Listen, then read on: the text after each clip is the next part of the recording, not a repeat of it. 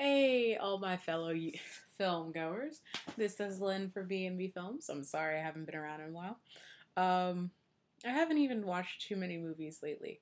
I already did. I remember I did my review for the Joan Rivers film. I didn't mention Cyrus, but unfortunately, Cyrus is currently out of theaters. I'll reserve that review probably till it comes out on DVD.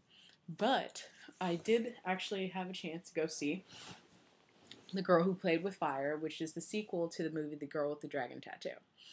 It was really, really good. It was really interesting because of the fact that if you've seen The Girl with the Dragon Tattoo, you kind of understand that it seems like the first film will focus a little bit more on the main character of Bloomfisk, and this second film kind of concentrates a lot more on Lisbeth, about the fact of what happened in her past and why is that leaded up to her current future and how she is today.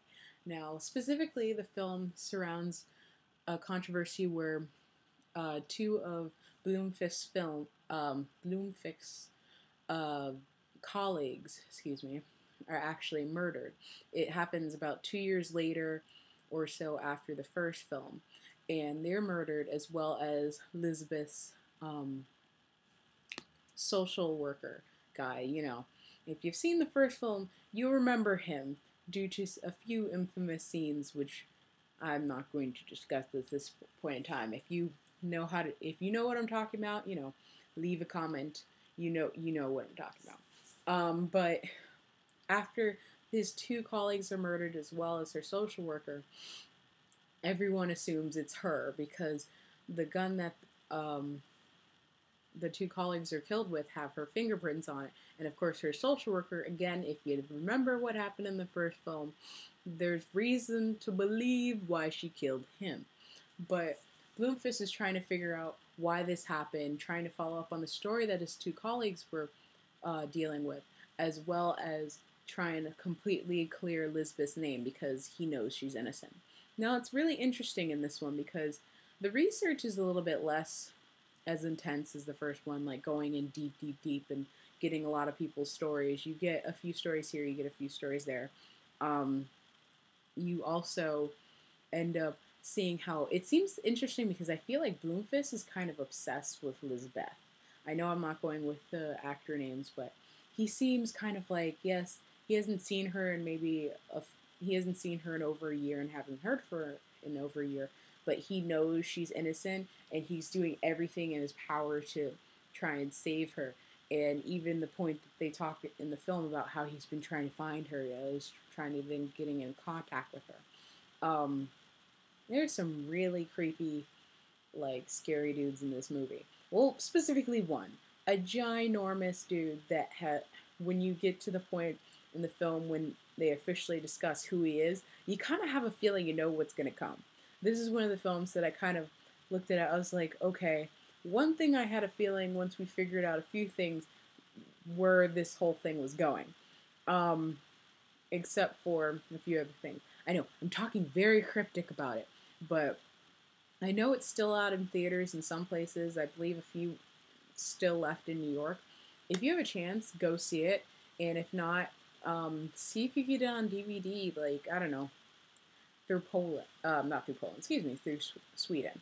But in other words, there's also new news about The Girl with the Dragon Tattoo, the American or slash Western version of it, because of the fact I can't necessarily say American. Because, yes, I believe the director is American. I might be wrong. Leave a comment if I'm wrong. But they finally announced the girl who's going to be playing the part of Lisbeth, and her name is Rooney Mara. Only of recent times, her biggest claim to fame at this moment is the fact that she was in the Nightmare on Elm Street remake. And other than that, she's been doing bit parts, day player stuff. Her sister is Kat Mara, who was in the film Shooter with Mike Wahlberg. So they're making basically her, since she's pretty unknown, it's a very good idea because of the fact that, number one, hopefully she won't jump ship immediately. If they were smart, they got her on contract if they're going to do it for the next, for the full entire series, like the Swedish version did. But also, if you've heard about other casting going on for this, they had, which is why I can't say it's necessarily all American. They're having Daniel Craig play Bloomfist, which I'm kind of like. Bloomfist is supposed to be a guy that's kind of more on his integrity. I feel like from the first film, unless maybe this is something in the book, he's not supposed to look so handsome. I don't know if they're going to do something with Daniel Craig, but just based off of my notions from watching the first film, I was just like, I don't know, Daniel Craig's a little too pretty. As well as they have, so far, this is also from what I'm getting from IMDb, Robin Wright, formerly Robin Wright Penn, uh, who was married to Sean Penn. She will be in the cast, I believe, as the probable other lead reporter from Millennium, who Bloomfist seems to have a thing going on with.